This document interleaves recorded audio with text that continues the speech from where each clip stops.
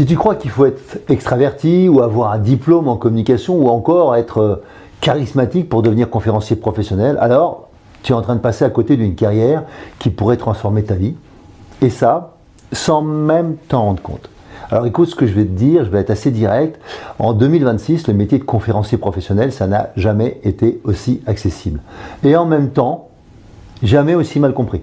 La plupart des gens pensent que monter sur scène, ça suffit de savoir parler en public. Ou qu'il faut avoir un parcours exceptionnel, être champion olympique, dirigeant du CAC 40 ou bien avoir survécu à l'Everest.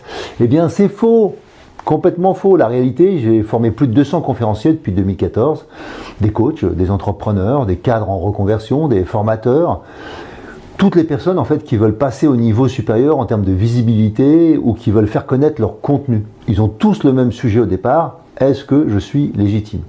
Alors aujourd'hui, je voudrais te montrer le parcours complet pour devenir conférencier professionnel en 2026.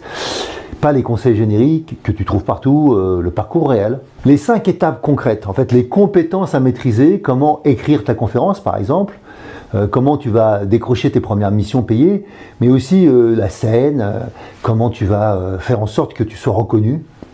Eh bien, reste jusqu'au bout parce que je vais te révéler en fait aussi l'erreur fatale que font 90% des apprentis conférenciers et qui les empêche de passer pro. On y va? Alors, les trois piliers du conférencier, les 3 piliers invisibles, je devrais dire. La première chose à comprendre, c'est que devenir conférencier, ce n'est pas juste de parler en public. Je te l'ai déjà dit. C'est une erreur monumentale que je vois tout le temps. Les gens se disent, je vais faire un stage de prise de parole pendant 2 jours et hop, je serai conférencier. Bien non. Il y a 3 piliers fondamentaux, invisibles, je disais, 3 piliers, que personne ne te dit et sans eux, tu ne seras jamais pro. L'intelligence relationnelle, c'est le premier pilier. C'est pas ton charisme, c'est ta capacité à créer une connexion là. Connexion entre ton public et toi, avec ta salle. À adapter ton discours en temps réel, à gérer les silences, les regards, les énergies. Et ça se travaille. Et pour moi, c'est la compétence numéro 1 des conférenciers qui cartonnent, savoir créer ce lien. Deuxième pilier, c'est avoir un message clair et différencié. C'est pas en se disant que je vais parler une énième fois de la résilience, du leadership ou encore d'un message de développement perso archi connu et reconnu. Non, il va falloir que tu trouves ton why, ce qui va être vraiment fondamental pour toi, ce qui fait qu'en fait, à un moment donné, on t'écoute toi. Et donc, en trouvant cela, en trouvant ton why profond, ça va changer ta capacité d'écriture. Le 3e pilier, c'est être professionnel. Être un conférencier professionnel, c'est être entrepreneur. Et on t'apprend à développer ta confiance, mais en général pas à être un entrepreneur. Il va falloir que tu utilises d'autres capacités comme savoir te vendre, prospecter, négocier tes tarifs, gérer ta com sur LinkedIn par exemple, ou bien encore créer une plaquette. Et même, je devrais dire aussi, avoir une chaîne YouTube qui est correctement organisée. Alors si tu veux vraiment devenir conférencier professionnel, commence par bosser ces 3 piliers que j'appelle les piliers invisibles. Pas juste la technique de prise de parole, hein. Mais attention, ce n'est que le début, parce qu'après, il faut écrire ta conf, bien sûr. Et la majorité des gens, là encore, se plantent. Alors comment écrire ta conf? C'est la 2e étape. Écrire ma conf. Et là, on touche au cœur du métier, parce qu'une conférence, ce n'est pas un discours, c'est pas une présentation, c'est pas une formation PowerPoint, c'est une expérience que tu crées pour ton public, une expérience qui les transforme. Il doit y avoir un avant et un après ta conf. Depuis 2014, on a développé une méthode d'écriture en 5 étapes, 5, avec tous nos stagiaires. Et cette méthode, elle a permis à plus de 200 conférenciers de structurer des conférences qui cartonnent. Alors je te la donne. L'étape 1. Trouve ton why. Pourquoi tu veux parler de ce sujet? Quel est ton lien personnel, émotionnel, je dirais viscéral avec ce thème? Si tu n'as pas de why puissant, tu ne convaincras personne. Alors l'étape 2. 2 comme on fait en français. Définis ton intention. Qu'est-ce que tu veux que ton public ressente, comprenne ou fasse après ta conférence? Qu'est-ce qui va faire la différence? Donc c'est ton intention claire. Un bateau sans gouvernail, bien, ça dérive. Il va falloir que clairement tu te poses la question, qu'est-ce qu'il y a pour mon public là-dedans? Comme disent les Anglais, what's in it for me? Et une fois que tu sais ça, tu vas pouvoir aussi avoir un fil conducteur et qui va permettre de savoir dans ton écriture ce qu'on met en avant et puis ce qui n'est pas vraiment essentiel et qu'on va pouvoir supprimer. Alors l'étape 3, c'est la structuration du contenu. Une conférence, en fait, ça suit une architecture narrative précise. Il y a une accroche, une problématique, un parcours, un appel à l'action, et il y a du storytelling. Chaque minute doit servir ton intention, ton fil rouge dont j'ai parlé tout à l'heure. Alors, l'étape 4, intègre des moments forts, des anecdotes personnelles, des chiffres chocs, des silences stratégiques, des questions au public. Ce sont ces moments qui créent l'émotion et la mémorisation. Si je te dis bonjour, je m'appelle Hervé Franceschi, là, en fait, je t'ai déjà perdu. 31%, c'est le chiffre extraordinaire qui fait toute la différence. Et tu sais encore pas, mais tu as envie de savoir ce que c'est que ces 31%. Et c'est ça qui va faire que tu vas m'écouter ensuite. Donc, il va falloir que je produise un effet de ce type-là pour attirer ton attention. L'étape 5. En fait, tu vas tester et ajuster. Ta première version ne sera jamais la bonne. Il faut la tester devant des petits groupes, recueillir du feedback, ajuster le rythme, les transitions, les reformulations. C'est un processus itératif que tu vas refaire plusieurs fois, bien sûr. Et donc, cette méthode, on l'applique pendant 5 jours. Pendant 5 jours, dans la formation Devenir conférencier remarquable et mémorable, tu vas répéter. Et à la fin, chaque stagiaire aura sa conférence écrite et filmée.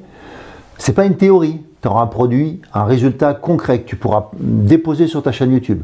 Mais une fois que tu as fait ta conférence, il manque encore autre chose. Il va falloir que tu définisses comment tu vas gagner tes premières missions payées.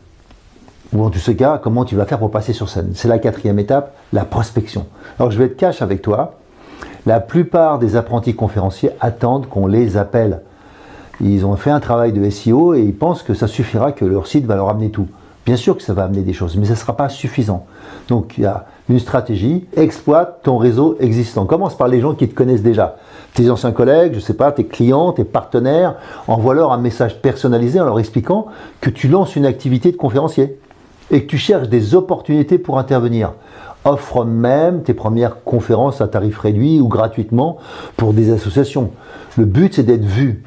Le but ensuite, c'est de créer un portfolio de témoignages.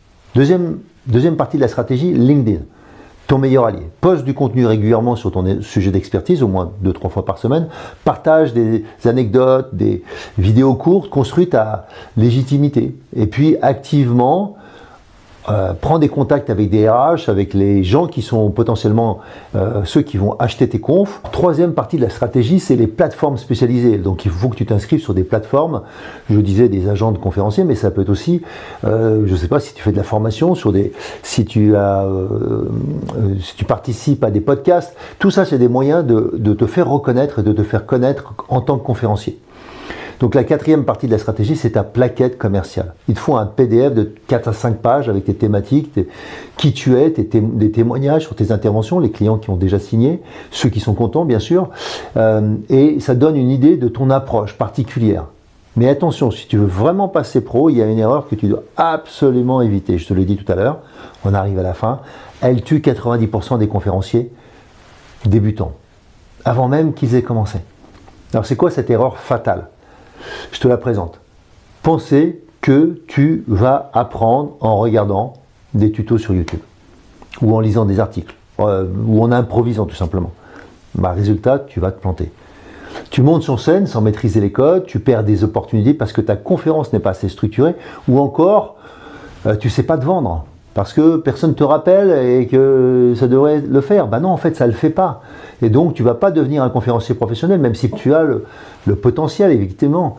Mais il te manque des experts, il te manque du feedback, il te manque de maîtriser la scène, il te manque de construire ta stratégie marketing, de savoir te vendre. La liste peut être longue. Et c'est petit à petit que ça se fait. Tu ne deviens pas du jour au lendemain un conférencier professionnel. Donc nous, tout ça, cette écriture, cette communication, ces réseaux sociaux, cette négociation, cette vente, eh bien en fait, tout ça, c'est dans la formation. Et tu repars ensuite avec ta conférence filmée en entier. Et avec en plus un teaser. Donc forme-toi à ton métier. La conclusion que je vais te donner, pour moi, elle est simple. Maintenant, tu connais le parcours conférencier professionnel, les 3 piliers invisibles, la méthode d'écriture en 5 étapes, les choix que tu dois faire pour décrocher tes premières missions et surtout l'erreur à ne surtout pas commettre, croire que tu vas y arriver tout seul. Maintenant, c'est à toi de jouer. Si tu veux aller plus loin, télécharge la checklist complète dans la description qui est là. Et si tu veux qu'on construise ensemble ton parcours sur mesure, je te rappelle que tu peux réserver un créneau découverte de 15 à 30 minutes avec moi. Le lien, il est juste en dessous. À très vite.